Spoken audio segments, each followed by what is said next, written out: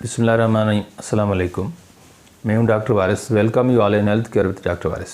Viewers, आज जिस मौजू के साथ हम हाज़िर हैं वो एक ग्लोबल मसला बना हुआ है कि वायरस यानी कोरोना वायरस जो फैल रहा है, जहां पाकिस्तान में भी आने के ख़दशात हैं क्योंकि उसका बॉर्डर्स मिलता है।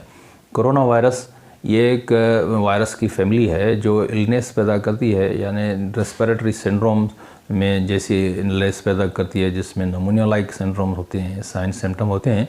ये रिलेटेड है severe disease like middle east respiratory syndrome से, मेरस या सीवियर एक्यूट रेस्पिरेटरी सिंड्रोम से मिलता जुलता है इनका ही वायरस है। ये वायरसेस जो हैं ये ट्रांसमिट होते हैं यानी एनिमल्स से पीपल्स को, यानी जानवरों से आदमी को होते हैं। ये जैसे सारस है, ये में जिसके लिए कहा जाता है कि एक बिल्ली जैसे जानवर या चमगादड़ से ह्यूमंस को होता है, वो तकरीबन 650 तक से डेथ हुई थी। ये भी चाइना से हुआ था तकरीबन 2003 में।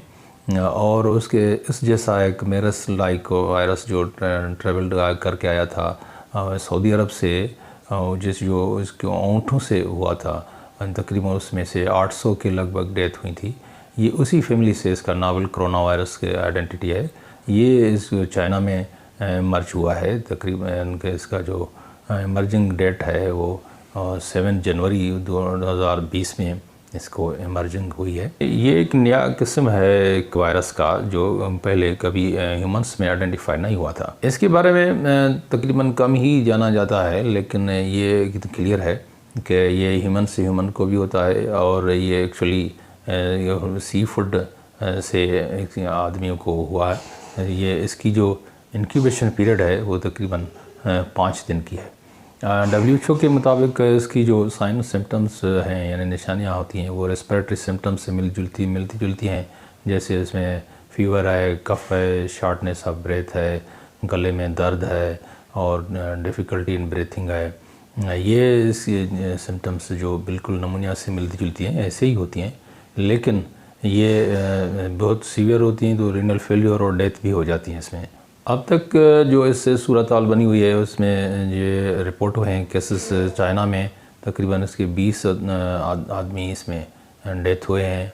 और ये वुहान सिटी में वो उसको लॉक कर दिया गया है, बिल्कुल वहाँ उसके बंदों को बाहर नहीं निकलने दिया जा रहा है क्योंकि वहाँ वो इसकी कोई प्रॉपर ट्रीटमेंट भी नहीं है, जैसे मैं बाद में बताऊँगा आपको। दूसरे इसमें भी जो रिपोर्ट हुए हैं 571 केसेस रिपोर्ट हुए हैं चाइना में, और या चाइना से बाहर भी थाईलैंड में हैं, जैसे उसमें 4 केसेस थाईलैंड से हैं, साउथ कोरिया है, ताइवान, जापान और दूसरे ममालिक में भी 1-2 केसेस हो रहे हैं। ये एयरपोर्ट्स पे अब इसकी स्क्रीनिंग जारी है। जैसे जो भी मुलाजिम अफराद हैं या जो विज़िटर्स हैं, ख़ास तौर पे वुहान सिटी से बाहर आ रहे हैं तो उसकी स्क्रीनिंग हो रही है। अब इसको कैसे रोका जाए, जैसे कि ये न्यू स्ट्रेन्स है वायरस का, तो इसकी अब तक कोई वैक्सीन भी नहीं है, लेकिन चाइना अथॉरिटी वालों ने वुहान सिटी को मुकम्मल सील करके रखा है, जिसमें उसको क्वारंटाइन में रखे हुए हैं बंदे, यहाँ बाहर नहीं निकलने दिया जा रहा उनको। और एयरपोर्ट्स के अथॉरिटीज़ को अक्रॉस द एशिया इसको क्विकली स्टार्टअप स्क्रीनिंग किया गया इसकी, और जैसे पैसेंजर्स वहाँ आ रहे हैं उनको स्क्रीन किया जा रहा है। अब इसको इस तरह से रिड्यूस कर सकते हैं इस रिस्क को कि हम अपनी सेल्फ हाइजीन को बरकरार रखें।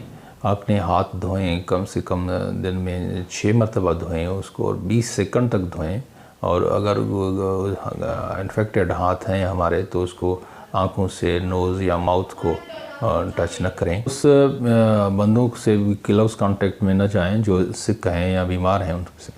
अब इसकी प्रिवेंशन की तरफ आते हैं तो हम कैसे बचा जाए, और ख़ास तौर पे हम जो पाकिस्तान में रिस्क पे हैं तो क्योंकि हमारे स्टूडेंट्स हैं और जो प्रोफेशनल लोग चाइना में आ रहे हैं जा रहे हैं तो वो भी इस रिस्क पे हैं, लेकिन इसकी प्रॉपर ट्रीटमेंट भी नहीं है जैसे कि मैंने बताया। लेकिन हम इसको अगर कुछ सफाई रखेंगे अपनी पर्सनल हाइजीन ख़ास तौर पे हाथों की, और तो इसको बचाया भी जा सकता है। जब से कोई खांसें तो या स्नीजिंग हो तो कोई टिश्यू पेपर लगा के खांसी और जो भी टचिंग आइटम है, हमारे रोज़मर्रा के ऑब्जेक्ट्स हैं जिसको हमें हाथ लगाना पड़ता है, वहाँ भी डिसइंफेक्टेंट वगैरह का यूज़ हो। और हॉट शावर करने चाहिए, यानी गर्म किसी शावर से नहाया जाए, और ज़्यादा पानी पिया जाए, ज़्यादा नींद की जाए। रूम ह्यूमिडिफायर का भी इस्तेमाल करना चाहिए।